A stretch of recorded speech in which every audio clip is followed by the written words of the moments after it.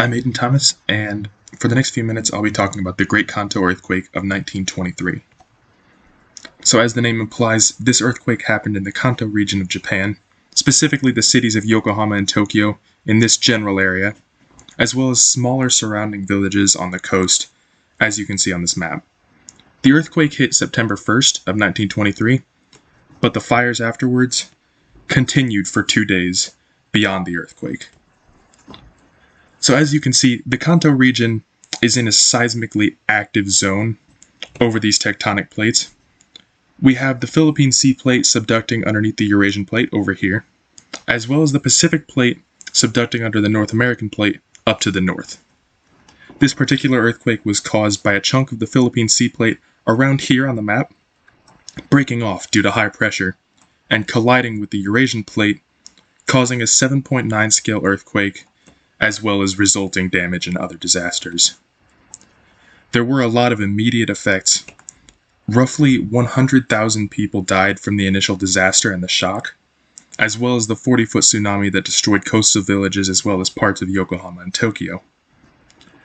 There were many large fires, up to 130, as well as 5 firestorms called dragon twists, and these killed 40,000 more people in the following hours.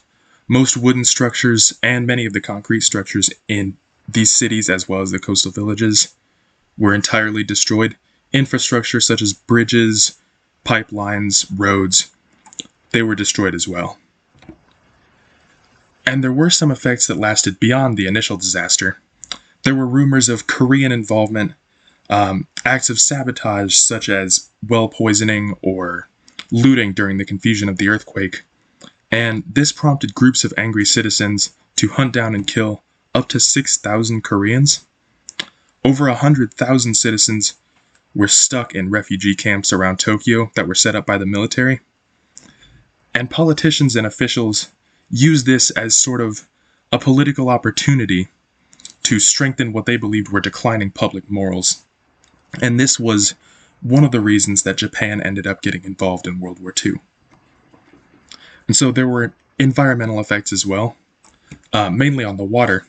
The Sumida River here in Tokyo, as well as other main water sources, were heavily polluted due to the tsunami, the ash from the fires, the chunks of destroyed infrastructure, and large plots of land were flattened as well, almost entirely covered in ash from the massive fires.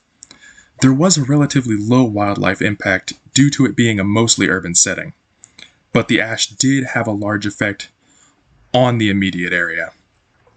And so, like I said, the damage was mostly localized, but it was a lot. It was a very large amount of damage. And so the Earth systems that were involved, mainly the lithosphere, due to the tectonic plates, the earthquake and everything, as well as the hydrosphere due to the tsunami and the water that was polluted. There were small effects on the biosphere and the atmosphere. These were mainly due to ash pollution and the fires. And so the aftermath, there were a lot of temporary buildings set up. The redevelopment of the land initially was very grand and costly, but it was revised and cut several times so that it was a very conservative development at the end. It was almost a rebuilding of the old city rather than a redevelopment. There was, however, increased government influence. And the disaster preparedness and the public policies around earthquakes generally stayed the same.